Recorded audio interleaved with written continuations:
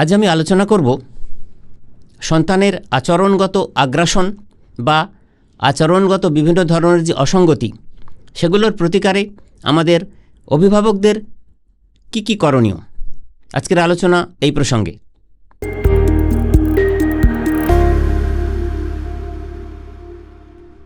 এই conduct disorder বা আচরণগত যে অসঙ্গতিগুলো সন্ততিদের আজকাল দেখা যায়, এটা তো আমরা অনেক অভিভাবকগণই ভুক্তভোগী।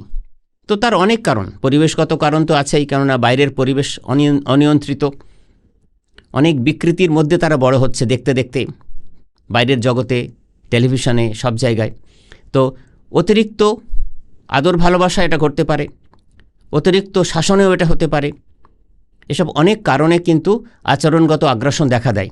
তো সেগুলো যদি যথাসময়ে আমরা নিয়ন্ত্রণ করতে না পারি, তাহলে এই কন্ডাক্ট ডিসঅর্ডারের কারণে তাদের পড়াশোনায় বিঘ্ন ঘটবে, তাদের স্মৃতি সমস্যা দেখা দেবে, তাদের মনোযোগের ঘাটতি দেখা দেবে, তাদের সার্বিক স্বাস্থ্যের অবনতি ঘটবে এবং তাদের শিক্ষা জীবনে অন্ধকার নেমে আসবে। তো কিভাবে এর থেকে মুক্ত করা সম্ভব এবং সেই ব্যাপারে অভিভাবকগণের কি করণীয়, আজকে আমরা পয়েন্ট আকারে সেগুলি আলোচনায় রাখব। প্রথমে এই আচরণগত আগ্রাসন বলতে আমরা ঠিক কোনগুলোকে বুঝি। দেখবেন ছেলেমেয়ের অনেকে আছে যারা পশু পাখির প্রতি নিষ্ঠুর আচরণ করে, বা প্রতিবেশীদের ছেলেমেয়েদের সঙ্গে খেলাধুলা করার সময় শারীরিকভাবে নিগ্রহ করে, কারণে অকারণে অন্যকে গালিগালা দেয়, চুরির বাতিক কারুর থাকে।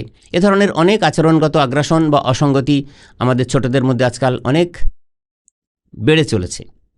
অনেক সন্তান আছে তারা বাড়িতে বাবা মাকেও থোড়াই কেয়ার করে, স্কুলে শিক্ষক শিক্ষিকাগণের প্রতি অশ্রদ্ধা প্রদর্শন করে, অবাধ্য হয়, পাড়াতে যেখানে খেলাধুলা করে সেখানে অন্যের সঙ্গে মারামারি করে বাড়ি ফেরে।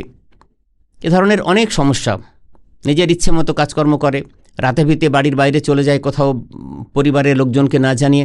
এ ধরনের আচরণগত অসঙ্গতি এবং কারণে অকারণে অন্যের সাথে ঝগড়ায় জড়িয়ে পড়া, ফিজিক্যাল অ্যাসল্ট করা। অনেক ছেলেমেয়েরা তো আবার অতি অল্প বয়সে একাধিক যৌন সংসর্গে লিপ্ত হয়ে পড়ে। তো এসব সমস্যা, এই আচরণগত যে অসঙ্গতিগুলো, এগুলোর প্রতিকারে অভিভাবকগণের কী করণীয়, সেগুলোর উত্তর খুঁজতে হবে আমাদের। চলুন দেখা যাক। আপনার সন্তান যখন বড় হচ্ছে, তো মানুষ মাত্রই ভুল করে। ঠিক কাজও যেমন সে অনেক করছে, তেমনি পাশাপাশি কিছু ভুল ত্রুটিও করতে পারে। সেগুলো নিয়ে সবসময় তার বিরুদ্ধে যদি আপনারা খড়গহস্ত হন, তাহলে কিন্তু সে আরও বিপথে চলে যাবে। তার ভুল করার কারণগুলো, তার অন্যায় করার কারণগুলো খুঁজে বের করতে হবে। বন্ধুর মতো তার সঙ্গে মিশে যথাযথভাবে আলোচনা করে সেগুলো নিরসনের চেষ্টা করতে হবে। পাশে থেকে সবসময় আপনাকে বুঝিয়ে দিতে হবে যে তার সমর্থনে আপনারা সবসময় আছেন, তার যে কোনো ভালো কাজে ভালো পরামর্শ দিতে তারা প্রস্তুত, সব রকম সহযোগিতা করতে প্রস্তুত। সে কোনো অসুবিধায় পড়লে শারীরিক মানসিক সব রকমভাবে সহযোগিতার জন্য আপনারা প্রস্তুত। এই পজিটিভ মাইন্ডসেট আপনাদের দিক থেকে যদি সে পায়, সে তাহলেও কিন্তু একবার যদি কোনো অন্যায় করে ফেলে, সেই অন্যায় কখনো রিপিট করবে না এবং সে কখনোই বিপথে যাবে না। তার এই ধরনের আচরণগত আগ্রাসনের কোনো সমস্যাও তার মধ্যে ভবিষ্যতে দেখা দেবে না।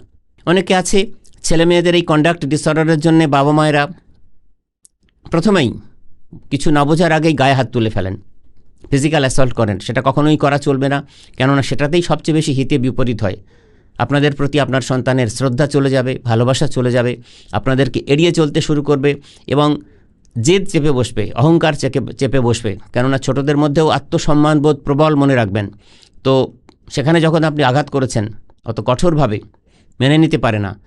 আপনার সন্তান কি আশা করে আপনার কাছ থেকে? ভালোবাসা, আদর। তো তার অপরাধকে সে তো কখনো বড় করে দেখে না, কিন্তু অপরাধ হয়তো বড়, তাই আপনি ফিজিক্যাল অ্যাসল্ট করেছেন, শারীরিক নিগ্রহ করেছেন, কিন্তু সেটা সে মানতে চায় না, বুঝতে চায় না। সে মনে করে আমার সামান্য এই লঘু অপরাধে এত গুরুদণ্ড, আমার প্রতি এমন নির্মম ব্যবহার।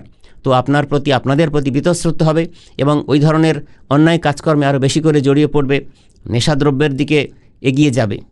তো ফলে এই ধরনের আচরণগত আগ্রাসন আটকাতে হলে আপনাকে আপনার সন্তানের প্রতি এমন আচরণ, এমন ব্যবহার করতে হবে, তাকে যেমন আপনি শাসন করবেন, চোখে চোখে রাখবেন, তেমনি তার বয়স অনুযায়ী তাকে কতটা ছাড়তে হবে, তার সেই স্বাধীনতাটুকুও কিন্তু আপনাদের তাকে দিতে হবে, তার প্রতি পূর্ণ বিশ্বাস রেখে।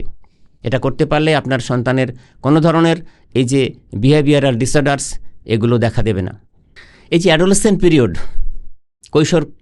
কৈশোরকালে ছেলেমেয়েদের অনেক নতুন কিছু ভাবনা, চিন্তা, কৌতূহল এগুলো থাকে, তার থেকে অনেক ভুল করে ফেলে তারা।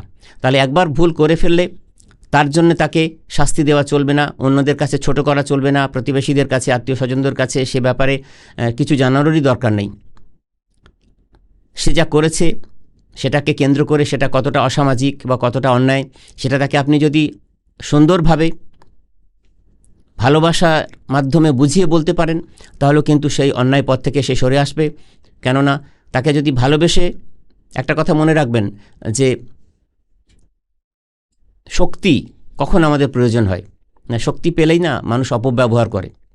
অন্যের উপর অত্যাচার করার জন্যই শক্তির প্রয়োজন হয়, আর ভালো কিছু করার জন্যে ভালোবাসাটুকুই যথেষ্ট। সন্তান তো আপনারই, তো তার ভালো করার জন্যে আপনি সে অন্যায় করলেও তাকে পাশে বসিয়ে, আপনারা স্বামী স্ত্রী, কেননা একটা ভুল তার জীবনে কিন্তু সর্বনাশ ডেকে আনবে না, কিন্তু আপনাদের একটা ভুল আচরণ, ভুল ব্যবহার কিন্তু তার জীবন শেষ করে দিতে পারে। সেজন্যে খুব সংযত হয়ে, খুব সংযম পালন করে তার সঙ্গে ব্যবহার করতে হবে, কথা বলতে হবে, তার ভুল ত্রুটি শুধরে দিতে হবে এবং বুঝিয়ে দিতে হবে যে আপনারা সবসময় সহযোগিতার হাত বাড়িয়ে তার পাশে আছেন, তার পড়াশোনার ক্ষেত্রে, তার স্বাস্থ্য সচেতনতা নিয়ে, তার ভালো লাগা মন্দ লাগা বিষয়ে সব কিছু নিয়ে। এটা সে বুঝতে পারলে তার মধ্যে কোনো রকম আচরণগত অসঙ্গতি দেখা দেবে না, ভবিষ্যতে কোনো ধরনের আচরণগত আগ্রাসনেরও সমস্যা উঠে আসবে না। ঠিক এর বিপরীতে আর একটা পয়েন্ট যেটা বলবো সেটা হচ্ছে, আপনার সন্তান যদি কিছু অ্যাচিভ করে, তার ভালো কাজের সবসময় অকুণ্ঠ প্রশংসা করুন, অন্তর থেকে প্রশংসা করুন, তার জন্যে রিওয়ার্ড দিন। পাশাপাশি এটাও বুঝিয়ে দিন যে কোনো জিনিসই সহজলভ্য নয়।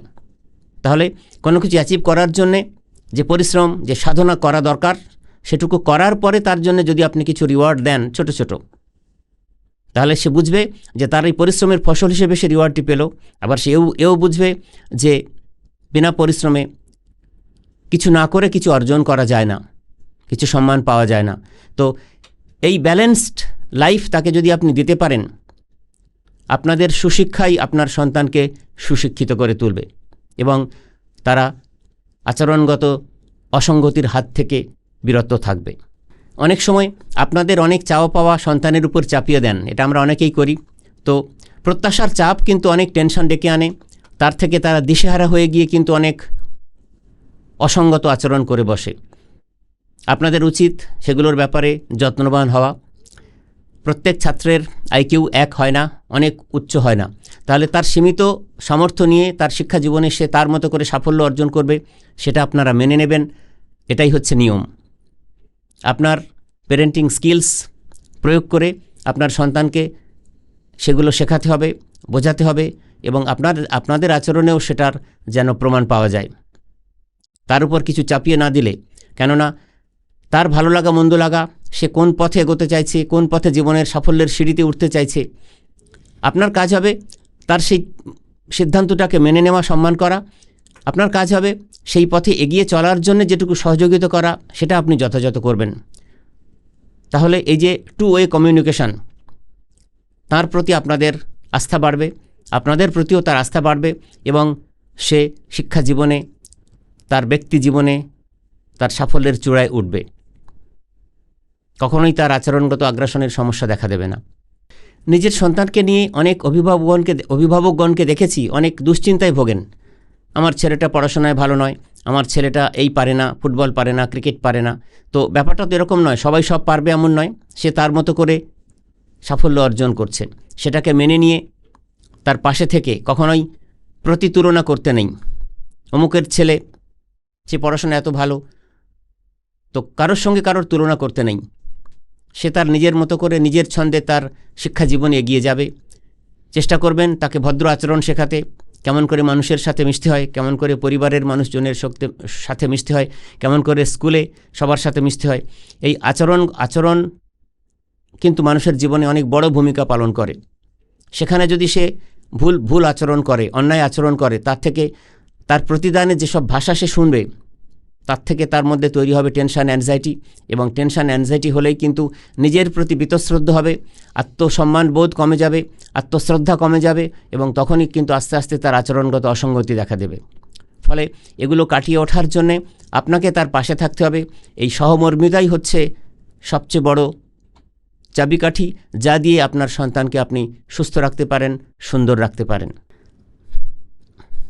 এই যে অনেকগুলো প্যারেন্টিং টিপসের কথা বললাম, আচরণগত অসঙ্গতি এবং আচরণগত আগ্রাসন সন্তান সন্ততিদের যে হয় সেগুলো কাটিয়ে ওঠার, এগুলো আপনারা যথাযথভাবে প্রয়োগ করুন এবং নিজেদেরকে একটু আরও শিক্ষিত করে তুলতে হবে। আমরা তো সবাই বায়োলজিক্যাল ফাদার অ্যান্ড মাদার, কিন্তু আমরা আজকাল অনেক স্বাস্থ্য পত্রপত্রিকা বিভিন্ন বাংলা, ইংরেজি, হিন্দি ভাষায় পাওয়া যায়, সেগুলো আপনার পছন্দের ভাষায় কিনে মাঝে মধ্যে পড়াশোনা করুন।